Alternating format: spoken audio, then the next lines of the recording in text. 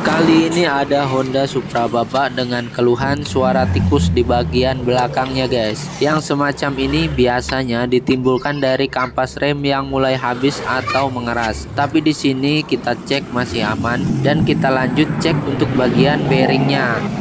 Nah, di sini bearing rodanya setelah kita cek ternyata macet guys.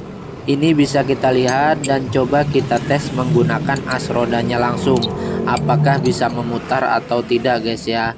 Dan ternyata tidak mau bergerak sama sekali guys. Jadi dari sinilah masalah itu timbul, disebabkan gesekan antara as roda dan bos bearing secara langsung. Oke, ini setelah kita ganti bisa dilihat bearingnya memutar mengikuti gerak as rodanya. Langsung saja kita pasang dan jangan lupa dicek-cek lagi ya guys untuk bagian yang lainnya. Oke, motor sudah aman dan siap untuk dipakai tempur kembali guys.